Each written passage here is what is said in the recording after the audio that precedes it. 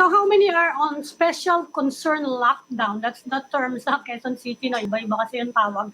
Sa ngayon, how many places, areas, or sitios are on special concern lockdown? So, Amy, this is a strategy that I think is unique to Quezon City, no? Because, like I always say, this is a health crisis, not a peace and order crisis. So, therefore, we must follow what our doctors tell us, no? Our CESU, not what the PNP or the army tell us about what should be locked down. No? So, ang ginawa po natin, yung doktor ang pumili at ang ginawa nila, naghanap po sila ng mga lugar kung saan nakakita na po sila ng community transmission, no? Or kung saan nakikita natin ng clustering. At ito yung mga in-identify natin na areas na ila-lockdown. Ngayon, we always hear of lockdowns that last 1 weekend or 1 or 2 days. Dito sa amin, it's 14 days talaga ang lockdown because that is the period of time it takes for a virus to live out its course. No? And we started with 13 lockdown areas and now we only have 6 lockdown areas in 5 barangays. And when I talk about a lockdown area, I'm not talking about a barangay. I'm talking about a street, a sitio, a compound, maybe a small area with at most maybe 200, 300 families.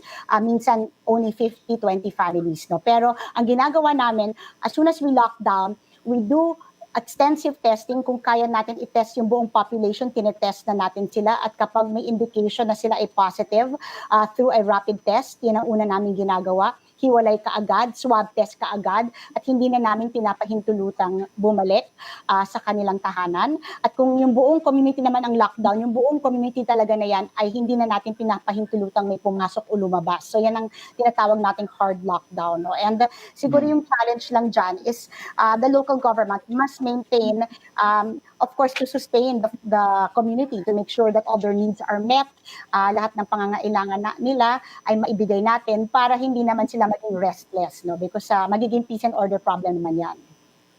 Ma'am, looking back, I mean, everybody's trying to look for patterns, everybody's trying to look for trends, or at the very least, look for lessons.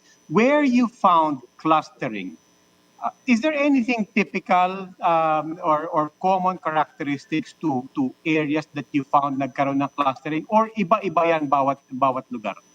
Actually, magandang tanong yan, Robbie, because this was just a subject of a meeting that called this afternoon. Ano? Alam mo dati, nung unang nagsimula ang COVID, nakikita ko na yung pattern ay naandun sa gated subdivisions o kaya gated household. So, yan ay indikasyon na ito ay sakit na mga may kaya, siguro lumakbay.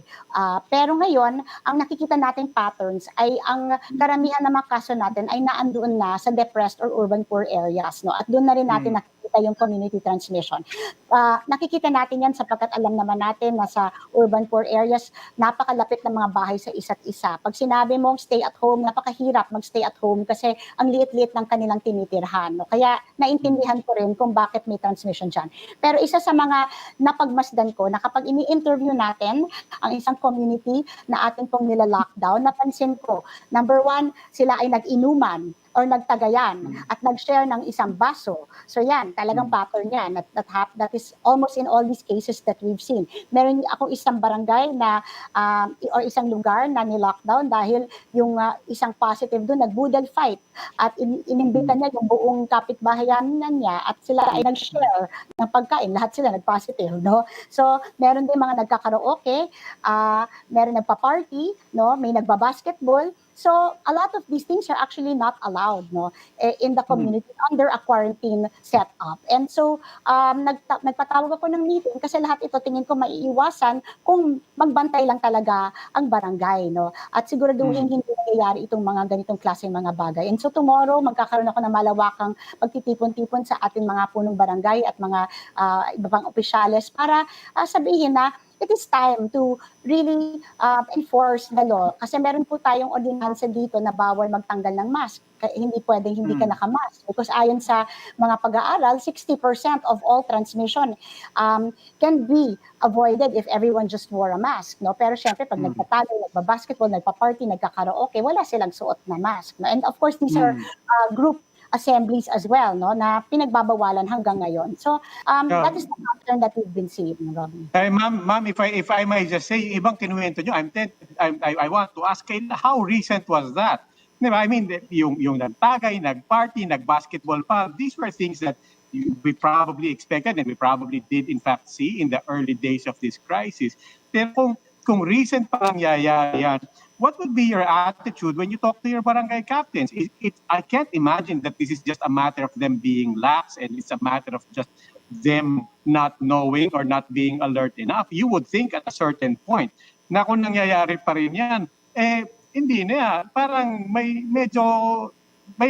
active participation na dyan yung barangay. Tingin ko, Robbie, minsan kasi nagiging confusing eh. Pag sinabi mong ECQ, napaka-linaw naman na lahat bawal, no? Kasi when I went around, and I did actually, against the advice of all my family members, but it is just something I like to do. I ikot ako at nakita ko naman na sumusunod naman sila, natatakot talaga sila pag sinabi mong ECQ, no?